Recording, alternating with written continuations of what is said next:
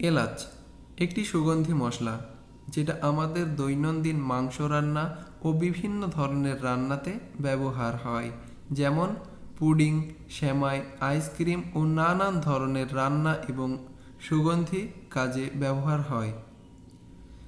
ভাবুন তো, এই মশলা যদি আপনার বাড়িতে অথবা ছাদ বাগানে আপনি নিজেই তৈরি করতে পারেন, তাহলে কতই না ভালো হয়। সুপ্রিয় দর্শক, আজ টবে এলাচ চাষ কিভাবে করবেন সেটি দেখাবো। চলুন শুরু করা যাক।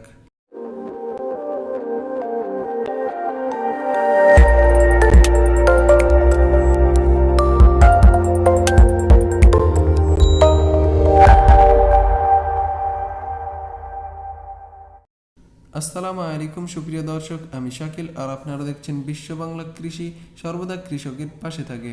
সুপ্রিয় দর্শক, প্রথমত একটি টব নেবেন যেটা 8 থেকে 12 ইঞ্চি, কিন্তু এর থেকে বেশি হলে ভালো হয়। এই টবে অবশ্যই ড্রেনেজ সিস্টেমটা ওকে করতে হবে, নিচে ছিদ্র থাকবে।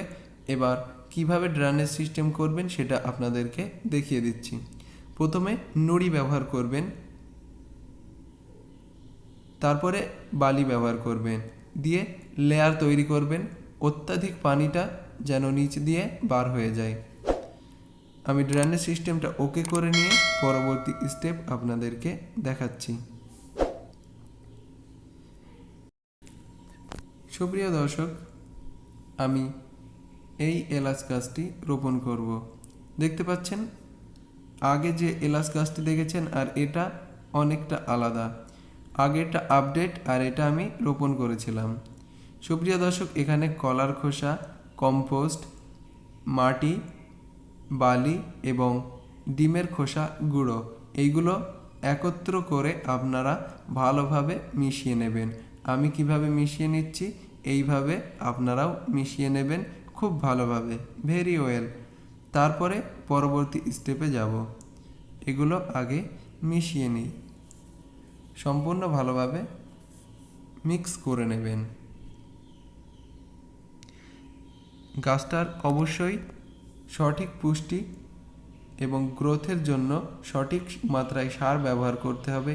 এর জন্য কত মাত্রায় নেবেন, 50% সয়েল এবং 50% কম্পোস্ট নিলেও চলবে। তো আপনারা এইগুলো দিলে ভালো হয়, না থাকলে শুধু কম্পোস্ট এবং মাটি ব্যবহার করবেন। এরপরে টবটি ভরাট করতে হবে। আমি ওই মাটিগুলো ভরাট করে দেব এবং কলার খোসাটা কখন ব্যবহার করবে দেখিয়ে দেব। প্রথমে একটা লেয়ার তৈরি করবেন, এরপরে কলার খোসাগুলো দিয়ে দেবেন।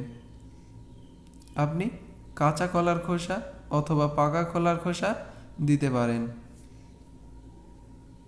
ওটা পচানোর কোনো দরকার নেই।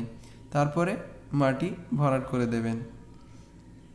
আমি যেভাবে ভরাট করে দিচ্ছি ঠিক একইভাবে ভরাট করে দেবেন।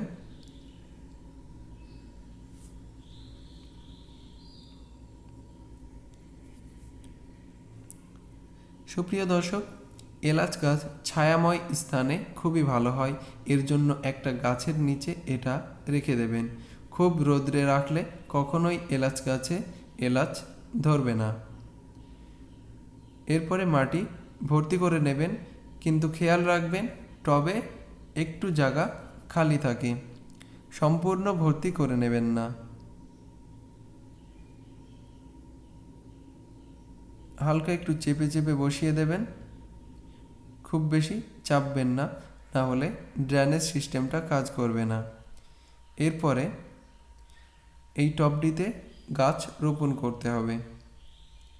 কিভাবে রোপণ করবেন আমি দেখিয়ে দিচ্ছি। এলাচ চারা 30 টাকা থেকে 50 টাকা মূল্যে পাওয়া যায়। এই গাছটির দাম 30 টাকা, আপনারা সহজেই আপনাদের নিকটবর্তী নার্সারিতে পেয়ে যাবেন। এরপরে নিচের যে বস্তা অথবা টব থাকবে নার্সারি থেকে আনা, সেটা পরিবর্তন করতে হবে কেটে, অথবা যদি আপনারা বার করে নিতে পারেন তাহলে গাছটি বার করে নেবেন। আমি কেটে বার করে নিচ্ছি। এই গাছটা অযত্নে বড় হয়েছে, অর্থাৎ বড় হয়নি বললেই চলে। এর উপরের যে গাছ, আগাছা, এগুলো দেখেই বোঝা যাচ্ছে। কিন্তু এগুলোকে পরিষ্কার করে দেব। প্রথমে রোপণ করে নিই।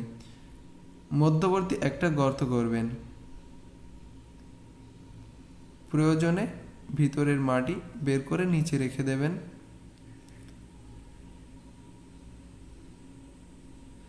মধ্যবর্তী অংশে আপনারা রোপণ করবেন। যতটা মাটি আছে ততটা, গাছটি বেশি মাটির নিচে দেবেন না, না হলে গাছগুলি পচে নষ্ট হয়ে যেতে পারে। এরপরে আবার মাটি ভরাট করে দেবেন।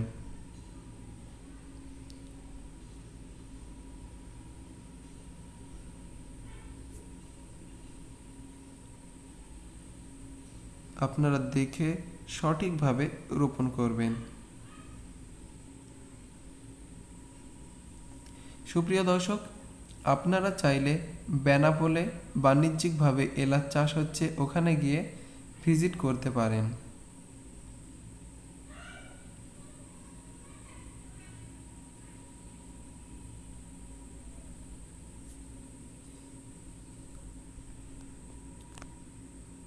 গাছটি অবশ্যই ভালোভাবে রোপণ করবেন এবং চেপে চেপে বসিয়ে দেবেন।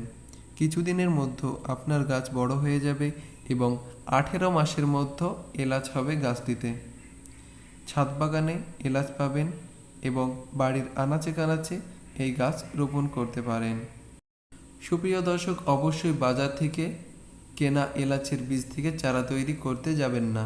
সেটা কখনোই সম্ভব হবে না, কারণ উনুনের উপরে দিয়ে শুকানো হয়, অর্থাৎ বীজগুলিকে ভাজা করা হয়, এক কথায় বললে চলে। গাছটি রোপণ করা হয়ে গেছে। এরপরে যদি পানি প্রয়োজন হয়, মাটি যদি একদম শুকনো থাকে তাহলে পানি ব্যবহার করবেন। মাটি যদি ভিজা থাকে তাহলে পানি ব্যবহার করার প্রয়োজন নেই। গাছটি আমি রোপণ করেছি, এবার গাছটি আপনাদের দেখিয়ে দিচ্ছি। এই গাছটি কিছু দিনের মধ্যে বড় হয়ে যাবে। আপনারা রোপণ করার 1 থেকে 2 মাস পরে দেখবেন গাছটি বড় হয়ে গেছে এবং নিচ দিয়ে ও চারিদিক দিয়ে অনেকগুলি গাছ বার হবে, টবটা পুরো ভর্তি হয়ে যাবে। আমি দেখিয়ে দিচ্ছি আপনাদেরকে আপডেটে। এই গাছের পাতা মরা এবং হলুদ হয়ে এসেছে, কিন্তু এই গাছটি দেখুন 1 মাস পরে গাছটির অবস্থা খুবই সুন্দর এবং দেখতে পাচ্ছেন নতুন নতুন অনেকগুলি গাছ বার হয়েছে। আস্তে আস্তে টবটি ভরে যাবে। অবশ্যই আপনাদেরকে আপডেট দেওয়ার চেষ্টা করব। সুপ্রিয় দর্শক, ভিডিওটি ভালো লাগলে অবশ্যই লাইক করবেন, আর চ্যানেলে নতুন হয়ে থাকলে চ্যানেলটি সাবস্ক্রাইব করুন, পাশের নোটিফিকেশন বেলটি অন করে দিন। তাহলে নতুন ভিডিও আপলোড করার সাথে সাথে আপনি পেয়ে যাবেন এবং সবার আগে দেখতে পারবেন।